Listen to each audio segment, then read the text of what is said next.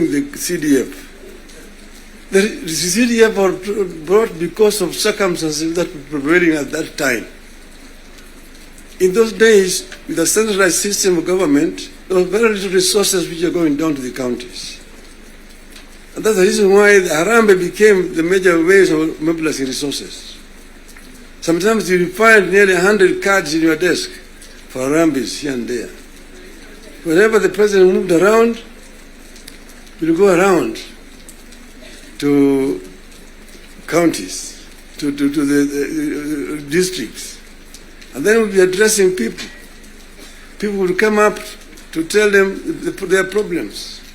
Mtukufu Rais, hapa kwetu barabara ni mbaya sana, haipitiki, mvua ikinyesha kuna matope, barabara haipitiki.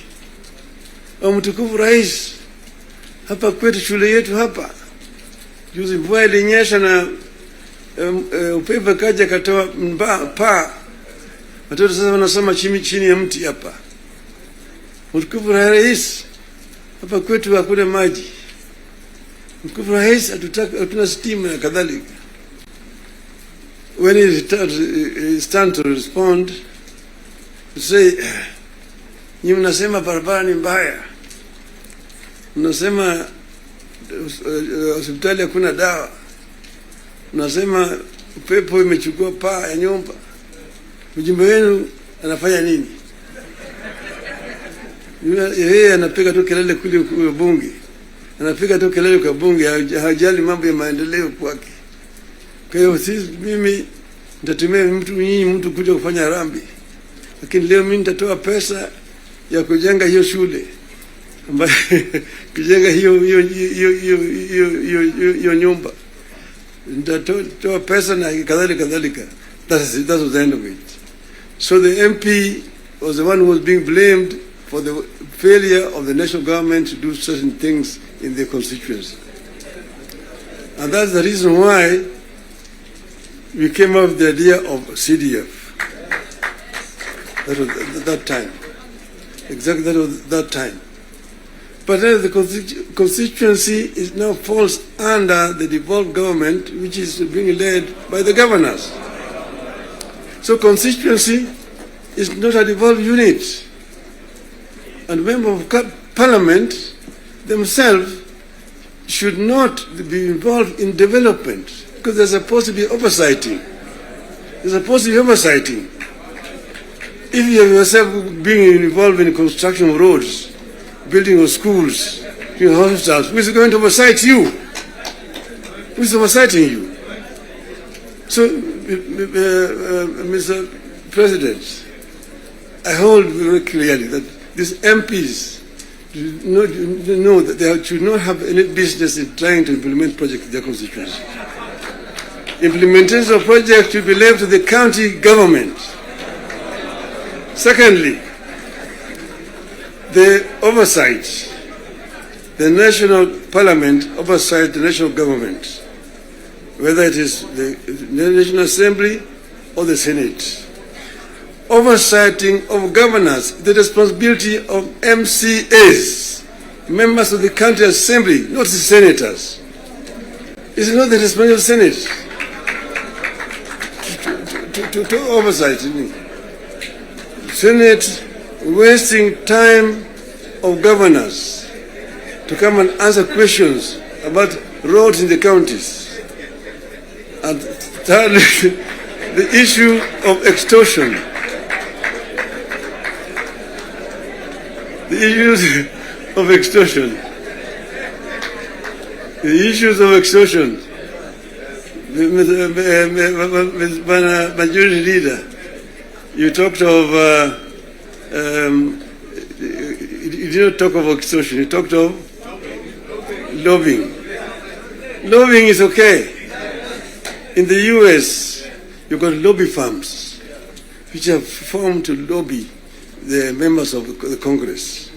They come to lobby, they're known, they're officially registered as lobbyists. They come to lobby the members of parliament. But lobbying is a different thing from extortion. From extortion. that you have a member, every committee has got a member who is how do you call him? Welfare Bungi is giving a very, very image of Parliament, that members of Parliament should not be soliciting funds from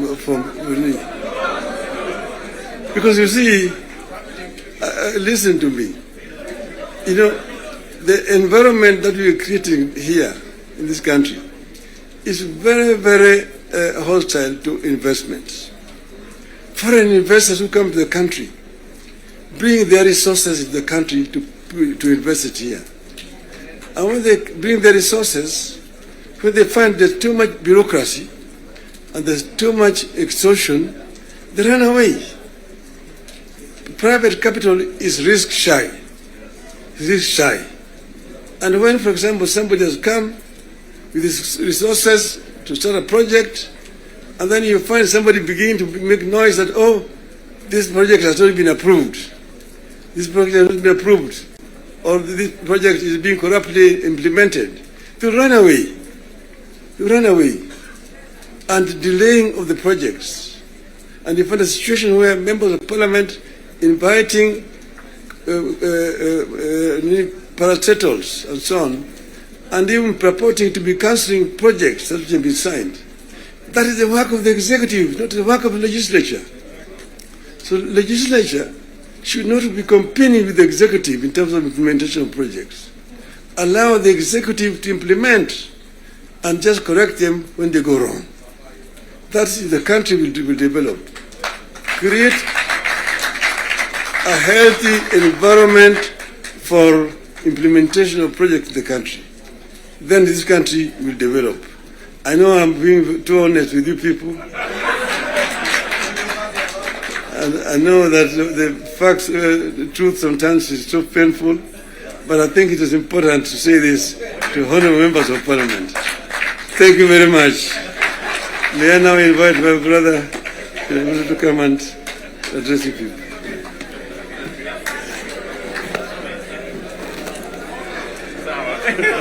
Very well.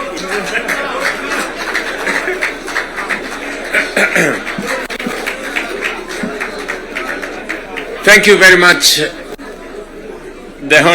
Right Honorable Prime Minister Raila Odinga. Ladies and gentlemen, let's take our seats. Thank you very much.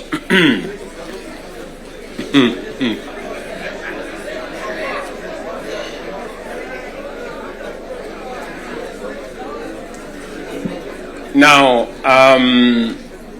honorable members, let me join the Right Honorable Raila Odinga and all the leaders who have spoken before me to welcome all of you to this very important first ever parliamentary group meeting that brings the two major coalitions together today here in Karen. Karibuni sana.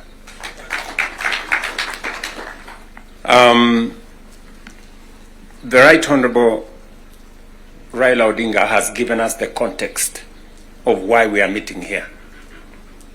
I really would want to add not so much, because he has ably contextualized why we are meeting here today.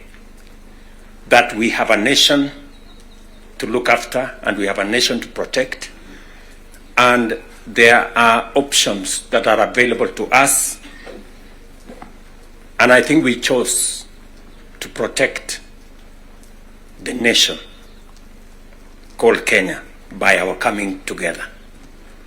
And so I want to commend